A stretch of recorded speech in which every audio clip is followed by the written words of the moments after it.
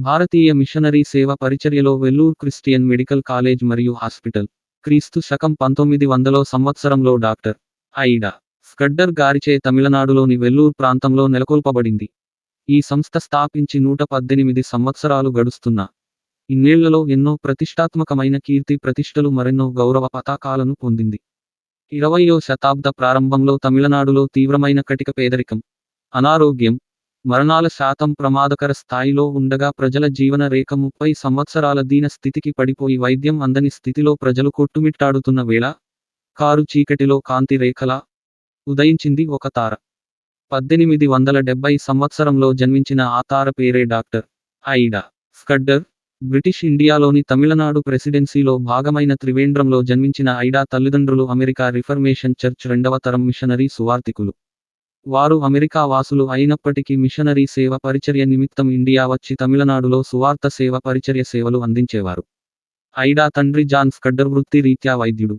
ఇదిలా ఉండగా ఐడా 24 సంవత్సరాల ప్రాయంలో జరిగిన ఒక సంఘటన భారతీయ వైద్య చరిత్రనే మార్చేసింది. ఒకనాడు రాత్రి ఐడా తల్లిదండ్రులతో నిద్రిస్తున్న వేళ ఒక వ్యక్తి పరుగెత్తుకుంటూ వచ్చి ఇంటి ద్వారమునొద్ద బిగ్గరగా ఐడా తండ్రిని పిలుస్తూ తన భార్య పురిటి నొప్పులతో తీవ్ర వేదనకు గురి అవుతుంది గనుక ఐడా వచ్చి చూడాల్సిందిగా కోరాడు. కానీ అప్పటికీ ఐడాకి వైద్యం ఏమి తెలియని స్థితి కాగా ఐడా తన తండ్రి జాన్ వైపు చూడగా జాన్, నేను వైద్యుడిని, నేను వచ్చి సహాయం చేస్తాను అని ఆ వ్యక్తితో చెప్పాడు. కానీ అప్పటి హైందవ సమాజంలో నెలకొన్న మూఢచారాల ప్రకారం ఒక స్త్రీకి పురుషుడు వైద్యం చేయడం అంగీకారం కాదు గనుక ఆ యువకుడు ఆ సహాయాన్ని తిరస్కరించి వెళ్ళిపోయాడు. అదే రోజు మరో ఇద్దరు వ్యక్తులు అదే కారణంతో వచ్చి జాన్ సహాయాన్ని తిరస్కరించి వెళ్ళిపోగా ఆ రోజు 3 మరణాలు సంభవించాయి. ఇది చూసి చలించిపోయిన ఐడా వారికి వైద్యం అందకనే ఇలా జరగవాల్సి వస్తుంది అని గ్రహించి తాను కూడా వైద్యురాలు అయితే అందరికీ సేవ చేయొచ్చు అనే ఒక తలంపు కలిగి దేవునిపై భారం వేయగా ప్రార్థనలో పిలుపు మేరకు వైద్యురాలు అవ్వాలని దృఢనిశ్చయం కలిగి అమెరికాలో వైద్య విద్యనభ్యసించుటకు 1895 సంవత్సరంలో పెన్సిల్వేనియా ఉమెన్స్ వైద్య కళాశాలలో చేరి 1899 సంవత్సరంలో మొదటి తరగతి వైద్య విద్య పట్టా అందుకుని ఆలస్యం చేయక ఇండియా బయలుదేరి వచ్చింది. ఇక అదే తడవుగా 1900 సంవత్సరంలో తమిళనాడులో ఒక పడకతో చిన్న వైద్యశాలను ప్రారంభించిన ఐడా అనారోగ్యుల తాకిడి మేరకు 1902 సంవత్సరంలో దాన్ని 40 పడకల ఆసుపత్రిగా మార్చి మేరీ తాబేర్ మెమోరియల్ వైద్యశాల అని ఆ ఆసుపత్రి నెలకొల్పడానికి ఆర్థిక సహాయాన్ని అందించిన న్యూయార్క్ దాత మరియు మిషనరీ యొక్క భార్య పేరుపై సేవలు ప్రారంభించింది. 1903 సంవత్సరంలో స్థానిక యువతులకు కాంపౌండర్లుగా ట్రైనింగ్ ఇస్తూ వారితో మరెందరో సామాజిక దురాచారాలకు లోనై వైద్యం అందని స్త్రీలకు వైద్య సేవలను విస్తరించడం ప్రారంభించింది. చిన్న చిన్న మొబైల్ డిస్పెన్సరీలు ప్రారంభించిన ఐడా ప్రజల వద్దకే వెళ్లి వైద్య సేవలు అందించేందుకు తన బృందంతో పాటు వెల్లూర్ పరిసర ప్రాంతాల్లో సంచరించేది. 1909 సంవత్సరంలో వైద్యశాలలో నర్సింగ్ ట్రైనింగ్ ప్రారంభించిన ఐడా 1918 సంవత్సరంలో యూనియన్ మిషన్ మెడికల్ స్కూల్ నెలకొల్పి యువతులకు ఫిజిషియన్ కోర్స్ ప్రారంభించింది. ఇదిలా ఉండగా 1938 సంవత్సరంలో బ్రిటిష్ ప్రభుత్వ నిబంధనల ప్రకారం వైద్య కోర్సులను కేవలం యూనివర్సిటీలు మాత్రమే అందించాలని ఉత్తర్వులు వెలువడ్డాయి. అయితే ఆ మిషన్ మెడికల్ స్కూల్ని 1938 సంవత్సరంలో క్రిస్టియన్ మెడికల్ కాలేజ్ (సిఎంసి) అనే పేరుతో వైద్య చట్టం ప్రకారం అప్గ్రేడ్ చేసి మద్రాస్ యూనివర్సిటీ గుర్తింపు క్రింద 1942 సంవత్సరంలో ఎంబీబీఎస్ కోర్సు అందించడం ప్రారంభించింది. 1945 సంవత్సరంలో భారతీయ మొదటి ల్యాబొరేటరీ టెక్నీషియన్ ట్రైనింగ్ కోర్స్, 1946 సంవత్సరంలో భారతీయ మొదటి నర్సింగ్ కాలేజ్, 1947 సంవత్సరంలో మొదటి పురుషుల నర్సింగ్ బ్యాచ్ ఇదే సిఎంసి కాలేజ్లో ప్రారంభించబడ్డాయి. 1950 సంవత్సరంలో మెడికల్ పోస్ట్ గ్రాడ్యుయేషన్ కోర్సులు, 1969 సంవత్సరంలో నర్సింగ్లో పోస్ట్ గ్రాడ్యుయేషన్ కోర్సులు అందించిన తొలి సంస్థగా సిఎంసి ఖ్యాతి గాంచింది. క్రైస్తవ మిషనరీల సేవల్లో కలికితురాయిగా తమిళనాడు మరియు భారతీయ వైద్య చరిత్రలో గొప్ప వైద్య సంస్థగా ఎందరో ప్రజలకు ప్రాణధారినిగా కొనసాగుతున్న ఈ వైద్యా సంస్థ ప్రారంభించబడి 2000 నాటికి శతవసంతాలు పూర్తి చేసుకుంది.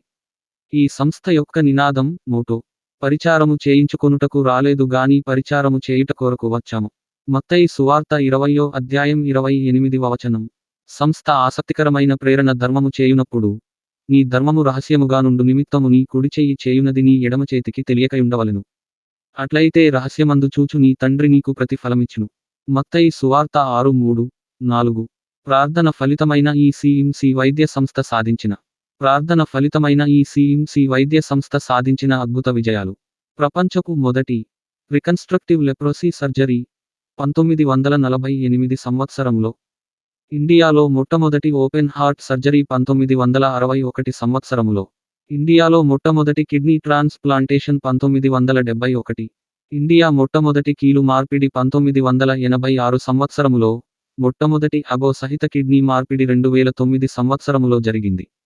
ప్రస్తుతం ఈ కాలేజ్ నందు 175 విభాగాల్లో వైద్య కోర్సులు అందుబాటులో ఉండగా 2600 విద్యార్థులు ప్రతి సంవత్సరం వైద్య విద్యనభ్యసిస్తూ ఉంటారు. 100 ఎంబీబీఎస్ సీట్లు అందుబాటులో ఉన్నాయి. 150 డిపార్ట్మెంట్లు, 67 వార్డులు ఉన్న ఈ వైద్యశాల నందు ప్రతిరోజు 2000 ఇన్ పేషెంట్, 8000 అవుట్ పేషెంట్ వైద్య సేవలు జరుగుచుంటాయి. మరియు ఈ వైద్య సంస్థ యొక్క డెవలప్మెంట్ సెంటర్ ఎందరో ప్రముఖ వ్యక్తుల మన్ననలు అందుకోగా వారు స్వయంగా వచ్చి సందర్శించడం జరిగింది. అందులో ప్రముఖులు sir Alexander Fleming, doctor John Slake, America ప్రఖ్యాత సువార్తికుడు బిల్లీ గ్రేహం, మహాత్మా గాంధీ, అప్పటి భారత ప్రధాని రాధాకృష్ణన్ బాబు, రాజేంద్ర ప్రసాద్, అబ్దుల్ కలాం, మాజీ ప్రధాని Indira Gandhi, Edwin mount Batten. ఈ ప్రతిష్టాత్మక కాలేజీలో 2017 సంవత్సరానికి గాను ఒక్కరికే ప్రవేశం కల్పించారు. Vellore institute of technology, medical కాలేజీల గురించి ప్రత్యేకంగా చెప్పాల్సిన అవసరం లేదు. డీమ్డ్ యూనివర్సిటీ హోదా లభించిన ఈ విద్యా సంస్థకు దేశవ్యాప్తంగా మంచి గుర్తింపు ఉంది. 100 ఏళ్ల చరిత్ర గల ఈ మెడికల్ కాలేజీలోని 100 సీట్లకు దేశవ్యాప్తంగా లక్షల మంది విద్యార్థులు పోటీ పడతారు. అయితే 2017 సంవత్సరములో మాత్రం ఒక్క విద్యార్థినే చేర్చుకుంది. కేంద్ర ప్రభుత్వం నామినేట్ చేసిన ఒక జవాను కుమారుడు ఇందులో అడ్మిషన్ ఇచ్చారు. అలాగే సూపర్ స్పెషాలిటీ కోర్సుల్లో 62 సీట్లకు గాను ఒక్కరికి మాత్రమే ప్రవేశం కల్పించింది. వైద్య విద్యలో ప్రవేశానికి నిర్వహించిన జాతీయ స్థాయి పరీక్ష నీట్లో మంచి ర్యాంకు సాధించిన వారిని చేర్చుకోవడానికి ససేమిరా అంటోంది. ఈ కాలేజీ ఆధ్వర్యంలో దేశవ్యాప్తంగా మారుమూల ప్రాంతాల్లో 180కి పైగా మిషన్ వైద్యశాలలను నడిపే ఈ క్రిస్టియన్ మెడికల్ కాలేజీలో చదవడాన్ని విద్యార్థులు ఎంతో గౌరవంగా భావిస్తారు. ఈ కళాశాల ఎలాంటి ప్రభుత్వ ఆర్థిక సాయం లేకుండా పూర్తిగా ప్రపంచ క్రైస్తవ స్వచ్ఛంద విరాళాలతో నడుస్తుంది. ఈ మెడికల్ కాలేజీ వార్షిక ఫీజు కేవలం రూ. 3000 అంటే ఎవరైనా ఆశ్చర్యపోక తప్పదు.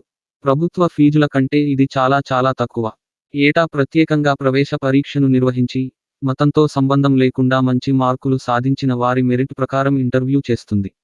ఈ ఇంటర్వ్యూలో సేవాభావం కనబర్చిన విద్యార్థులకు మాత్రమే ప్రవేశం కల్పిస్తుంది.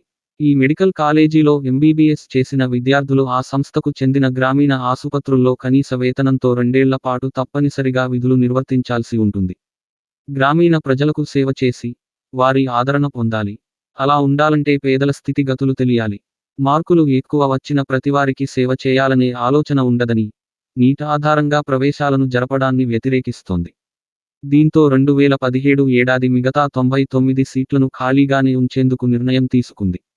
నీట్ను అంగీకరించిన తమ కళాశాలలో ప్రవేశం పొందే విద్యార్థులను ఎంపిక చేసుకునే హక్కు తమకు ఉందని, తమ కళాశాలలో అన్నీ పారదర్శకంగా ఉంటాయని క్రిస్టియన్ మెడికల్ కాలేజీ యాజమాన్యం స్పష్టం చేస్తోంది. సిఎంసిలో సీటును నీట్ ర్యాంకు ద్వారానే ఇస్తారు. దీనిలో మొత్తం సీట్లు 100. వీటిలో 42 సీట్లను బాలికలకు కేటాయిస్తారు. CMC Vellore all India open MBBS సీట్లు 16. భారత ప్రభుత్వం ఒక అభ్యర్థిని ఎంపిక చేస్తుంది. ఆల్ ఇండియా ఓపెన్ ఎంబీబీఎస్ సీట్లలోని 20% సీట్లను ఎస్సీ, ఎస్టీ అభ్యర్థులకు కేటాయిస్తారు. దీనిలోని మొత్తం స్పాన్సర్డ్ సీట్లు 84. నాటి నుండి నేటి వరకు భారతీయ వైద్య రంగంలో ఎనలేని సేవలు అందిస్తూ మిషనరీ సేవకు వన్నె తెచ్చిన ఐడా ఆశయ సౌధం, మూఢచారాలలో అన్నగారిన పేద ప్రజల జీవన ప్రదాయిని అయినటువంటి ఈ సిఎంసి వైద్య సంస్థని భారతదేశానికి ఐడా ద్వారా అందించిన దేవాది దేవుడైన పరమ వైద్యుడైన క్రీస్తుకే మహిమ ప్రభావములు కలుగునుగాక. మిషనరీలు అంటే కేవలం బ్రిటిష్ వారని, వారు మతమార్పిడి కోసం మాత్రమే వచ్చారని క్రైస్తవ్యంపై విషం చిమ్ముతున్న ఎందరో మతోన్మాదులకు, సంస్థలకు ఈ విషయానికి ద్వారా క్రైస్తవ మిషనరీల నిరాడంబరమైన సేవ పరిచర్యలపై కాస్తాయిన కనువిప్పు కలగాలని, క్రైస్తవ మిషనరీలు భారతదేశానికి చేసిన సేవలను ప్రతి ఒక్క క్రైస్తవుడు తెలుసుకోవాలని ఈ ప్రయత్నం. మరెన్నో ఇలాంటి అద్భుతమైన మిషనరీ జీవిత చరిత్ర కొరకు మా యొక్క channel way to heaven subscribe చేయగలరు మరియు షేర్ చేయగలరు, లైక్ చేయగలరు.